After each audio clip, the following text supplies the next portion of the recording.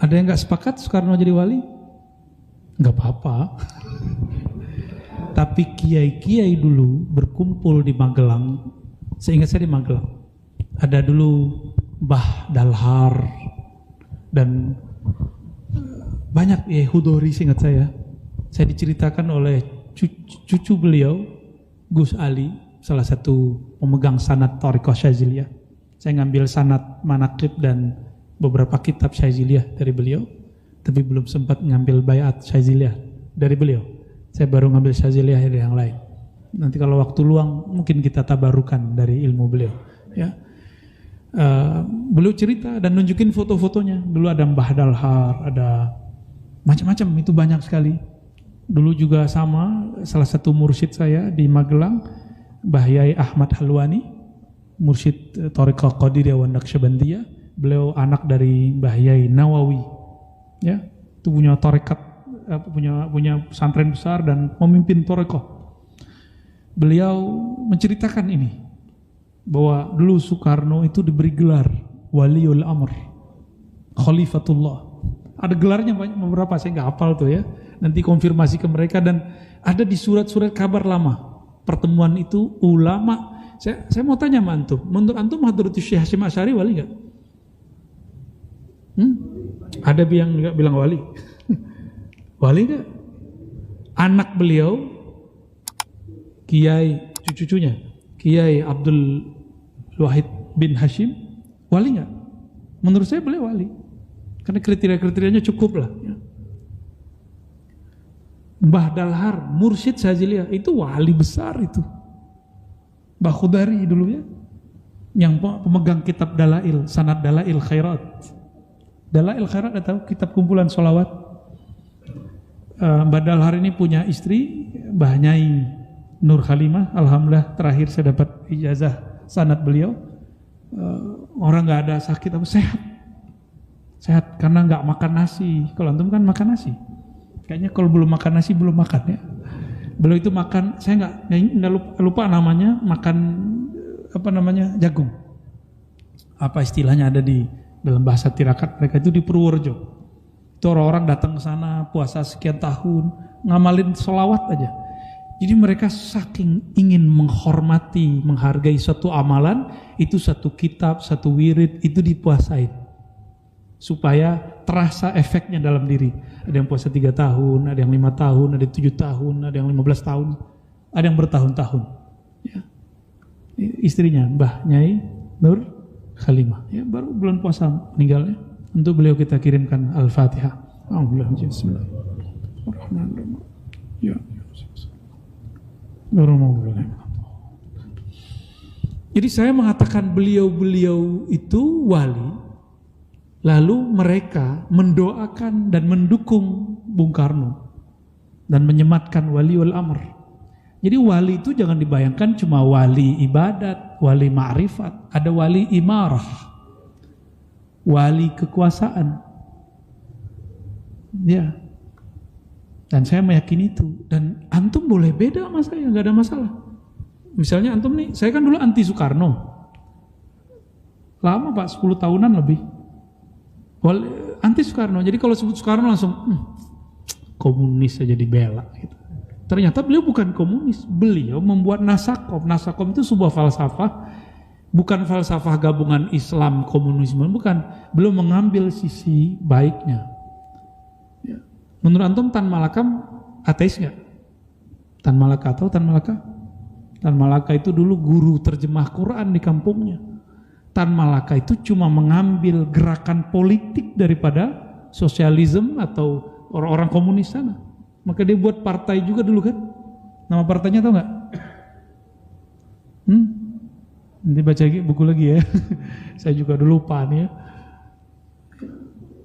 Dia buat partai dulu, dan partainya bukan PKI. Dia buat partai dulu. Dan waktu beliau ditanya, kan dia punya Islam dan Madilog itu. Beliau ternyata sangat kuat tauhidnya kepada Allah. Maka orang keliru menyematkan beliau sebagai ateis. Enggak. Walaupun saya enggak sepakat sama sekali dengan ideologi komunis, sama sekali enggak. Kita anti komunis kita. Ya. Cuma kalau mereka kita tuduh ateis enggak benar juga. Ya. Kita harus adil lah dalam memandang seseorang. Dalam hal ini wali itu tugas-tugasnya banyak. Wali itu kekasih Allah, orang-orang yang dicintai oleh Allah. Dulu gurunya Soekarno itu namanya Hos Cokroaminoto. Antum tahu Cokroaminoto?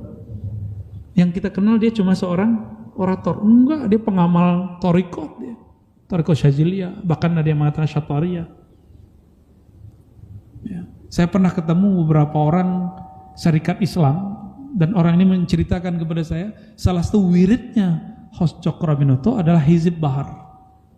Hizib Bahar Syaziliyah. Ya. Soekarno mengatakan dalam bahasa oratornya, bahasa orasinya, Hos Cokroaminoto adalah cerminku. Dalam ilmu tasawuf itu namanya robitah. Jadi Soekarno itu kalau mau ceramah, dia ingat dulu gurunya. Siapa guru yang dia ingat? Cokro. Ketika dia diasingkan ke bukan Sumatera, ke Bengkulu, dia jadi aktivis Muhammadiyah. Ketika dia ke Sumatera, dia bertemu dengan Haji Rasul, ayah Buya Hamka, dan diangkat menjadi anak angkat. Maka Buya Hamka sama dia itu saudara angkat. Gimana tuh Pak? Dan banyak kiai-kiai yang mengatakan, anggaplah dia ada salah. Pasti ada salah kan? Ya. Dan memang ini, mohon maaf, ini dosa-dosa ideologi yang dikembangkan setelah Soekarno yang mengidentikan dia dengan komunis. Itu dosa besar, Pak. Sama dengan memfitnah bapak bangsa. Dia bukan seorang komunis, ya. Lalu di Quran dikatakan, ala inna awliya Allah la khaufun alaihim wa lahum yahzanun. Ketahuilah sesungguhnya wali-wali Allah tidak ada rasa takut di hatinya dan tidak ada kesedihan yang berlebihan. Dan saya melihat itu ada pada Soekarno. Ya. Saya punya guru mursyid namanya Abuya Hasan Basri. Dulu waktu sebelum tahun 2000 saya nanya, saya manggil beliau ya, kadang Abuya Syekh Mursyid gitu ya. Abuya, apakah pernah bertemu Soekarno? Oh pernah. Itu gimana karismanya? Jangankan ketemu katanya.